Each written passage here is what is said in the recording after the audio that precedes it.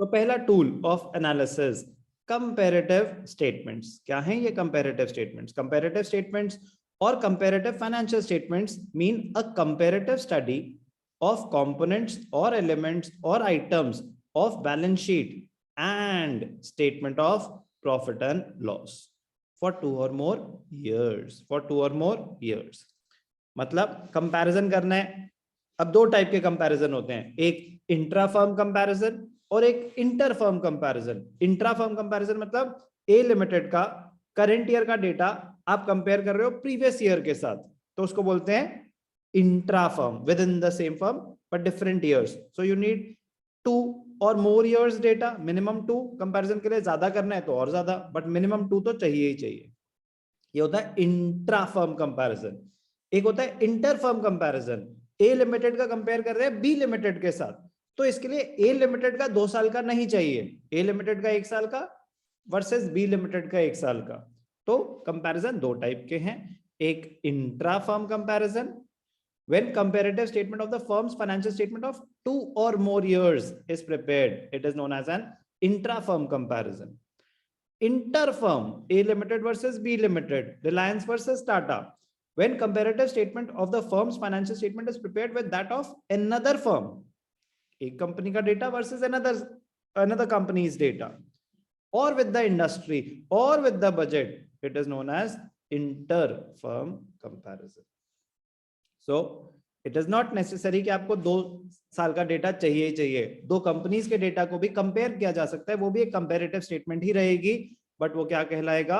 Inter firm comparison. As a first step, the value of each component or element or item of 2 or more financial years is placed alongside each other.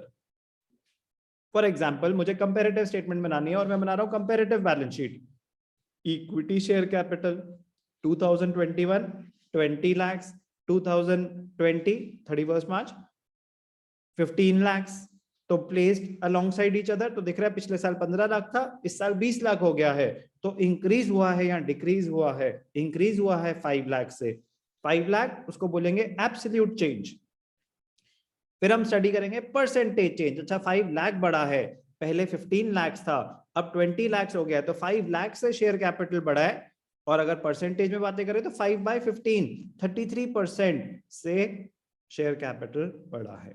तो comparative statement के format पे तो अभी हम आएंगे, but the amounts are placed alongside each other, thereafter difference between the two amounts is determined, जिसको बोलते हैं absolute change, and lastly the percentage change in the amount from the base year. Base year, if no specific base year is given, previous year will be treated as the base year is ascertained। तो values डाली जो जो given थी, फिर absolute change निकाला और फिर last में परसेंटेज निकाला। The statement so prepared is known as a comparative statement. दो टाइप के कंपैरिजन है, intra firm inter firm. Majority हम इसमें जितने भी क्वेश्चन करने वाले हैं वो कौन से करने वाले हैं? Intra firm, but method same ही रहेगा, क्वेश्चन इंटर फर्म पे आ जाए या इंट्रा फर्म पे आ जाए। इंट्रा फर्म में हमें मिनिमम 2 साल का डेटा चाहिए होगा। Comparative statement is a tool of analysis that shows change in each item from the base year in absolute amount and in percentage। तो मैंने आपको बताया ना कि एक तो निकलेगा absolute change, in terms of value change क्या रहा, और एक निकलेगा percentage change, taking the amounts for the preceding, that is previous accounting period as the base। तो अगर इंट्रा फर्म कंपैरिजन कर रहे हैं तो पिछले साल का डेटा बेस ईयर मान लिया जाता है, अनलेस कोई आपको स्पेसिफिक बेस ईयर दिया हो। थियोरेटिकली इंपॉर्टेंट क्वेश्चन है। Comparative values show the trend and direction, trend and direction. Change कितना हुआ, पॉजिटिव था या नेगेटिव था, पता चल जाएगा इंक्रीज हो रहा है या डिक्रीज हो रहा है। नेगेटिव आइटम आपको अलग से हाईलाइट करने पड़ेंगे। Very very important theoretically, this analysis is also known as horizontal analysis। horizontal analysis, तो चैप्टर 2 एनालिसिस हमने पढ़ा था, तो एक हॉरिजॉन्टल एक वर्टिकल। तो हॉरिजॉन्टल एनालिसिस, डायनामिक एनालिसिस, क्योंकि 2 साल का डेटा यूज हो रहा है। The data and information compared is presented in a manner that there is no dissimilarity between them। मतलब इक्विटी शेयर कैपिटल को कंपेयर कर रहे हो तो पिछले साल के इक्विटी से ही कंपेयर कर पाओगे, डेट से करोगे तो कोई एनालिसिस नहीं है। डेट को करना है तो डेट से कंपेयर करो, एसेट्स को कंपेयर करना है तो एसेट से कंपेयर करो. There should not be dissimilarity between them. Since a comparison between dissimilar data makes the analysis meaningless. 12th के स्टूडेंट को 11th के स्टूडेंट के साथ कंपेयर करो तो कोई फायदा ही नहीं है. 12th के कॉमर्स के स्टूडेंट को साइंस के साथ कंपेयर कर रहे हो तो भी कोई फायदा नहीं है. कॉमर्स के स्टूडेंट में अकाउंट्स के मार्क्स को मैथ से कंपेयर कर रहे हो तो भी कोई फायदा नहीं है. एक 12th के स्टूडेंट के अकाउंट्स के मार्क्स किसी और 12th के स्टूडेंट के अकाउंट्स के मार्क्स के ही कंपेयर करना चाहिए, अदरवाइज एनालिसिस मीनिंगलेस होगा. तो डिसिमिलर डेटा नहीं होना चाहिए.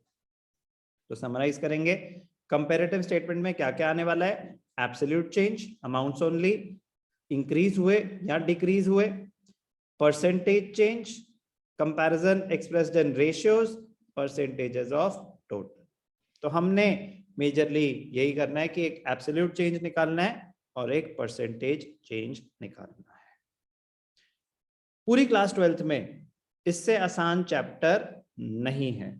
ये वैसे वाले है कि थोड़ा हमारा भी फर्ज बनता है, हम स्कूल वाले हैं, हम बोर्ड वाले हैं, कि थोड़े से मार्क्स हम आपको फ्री में दें.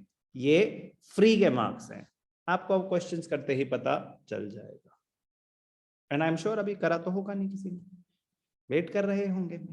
मैं कराऊंगा, उद्घाटन तो मैंने ही करने हैं सारे.